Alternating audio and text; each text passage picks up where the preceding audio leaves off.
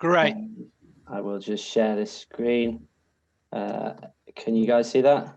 Yeah, amazing. Okay. So you're from Groundwork, right? I am. I'm John Hutchinson from Groundwork. I'll give a brief introduction to what we do, and I'm going to quickly flick through a couple of projects and focus on the importance of community empowerment when planning and delivering projects.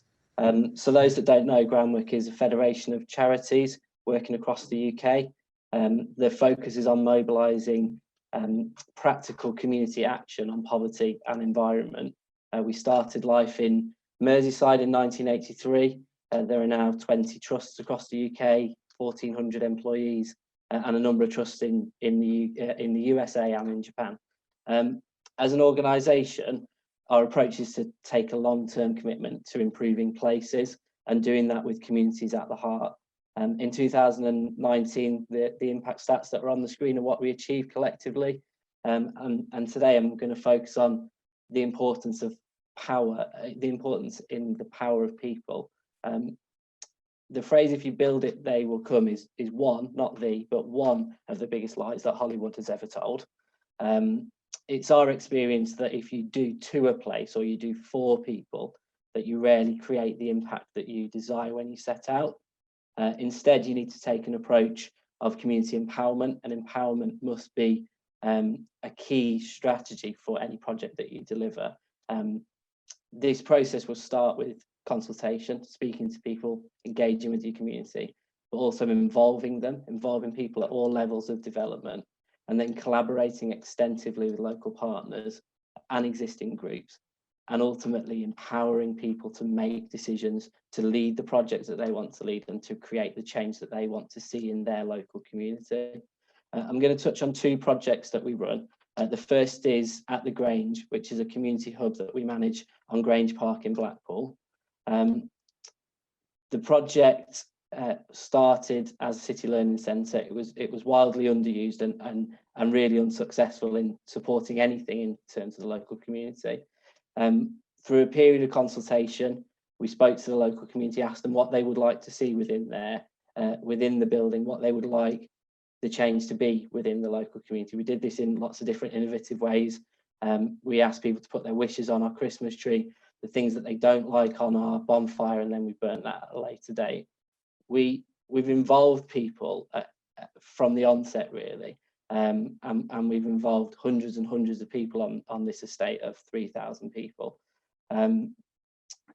We've got a formal Friends of group that give people a platform in decision making, and we work with people, we empower people, to make the changes that they want. We collaborate with hundreds of organisations on the delivery of activities. So there are 104 organisations that are involved in delivering different activities and events from at the Grange, and we've got 340 registered volunteers on a small estate within Blackpool. What that's created is people actually leading the change that they want to see. The local community wanted a community cafe. We now have that. It's run and involves local community people.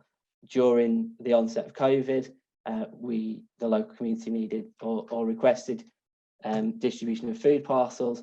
That completely was led by the local community. Last month, we spoke to Professor Chris Whitty about the impact at the Grange is having in the community of Blackpool. At that meeting, it was primarily public health colleagues from the local authority, but it also included local people from our local community to share their first-hand experience. The project is giving people the platform to make changes and to share their stories with key influencing people within the local community, but also within national policy making. The second project I want to briefly touch on is Grow Zone Community Garden in Northwich. This project started in 2018. It was a derelict patch of land that you can see ahead of you, blighted by antisocial behaviour and a massive issue for the local residents that surrounded this area. We went through a very similar process of consultation. This time we even managed to consult with the Queen, involvement of the local people, collaboration with local organisations, and ultimately empowerment of the local community. The project now looks like this. It's a fantastic asset for the local community. It has formal mechanisms for people to make decisions about how the project develops. We're a hub for other organisations locally to deliver activities. Love My River runs from At the Grange. The Welcome Network are involved in Grow Zone, and Ruddyth and Witten Together. All different organisations come to use the site for their own benefit because they're delivering similar project benefits for local community.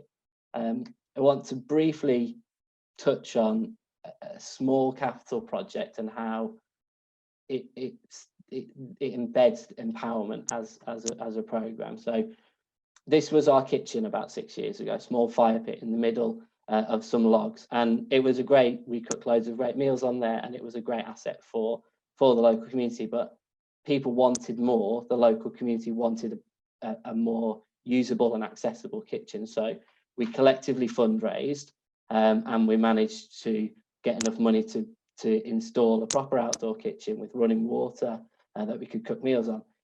The problem that we had is we're in the northwest of England and it rains a lot, so we could only use the kitchen sporadically throughout the year. So we decided we would need a roof. Now, we could have contracted that roof out, we could have fundraised, we could have got a contractor in to build that roof, but instead we collectively designed it.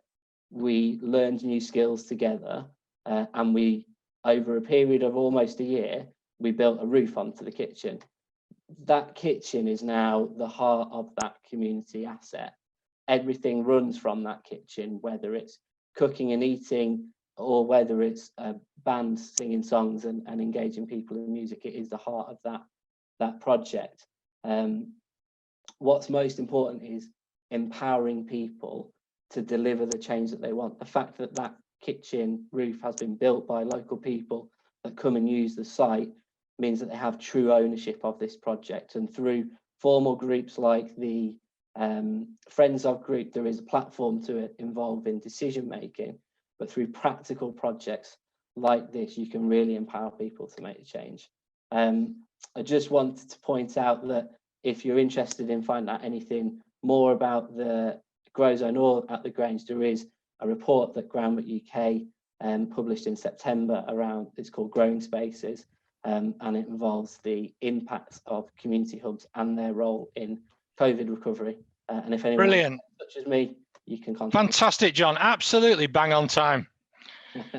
My alarm has got the Phoenix Nights theme tune, so that would really have embarrassed us all if that had come on. Thank you. And all these slides are available. People have been sharing them in the chat, and lots more examples of the great work that Groundwork have done, both there in Blackpool, but in other places around the Northwest.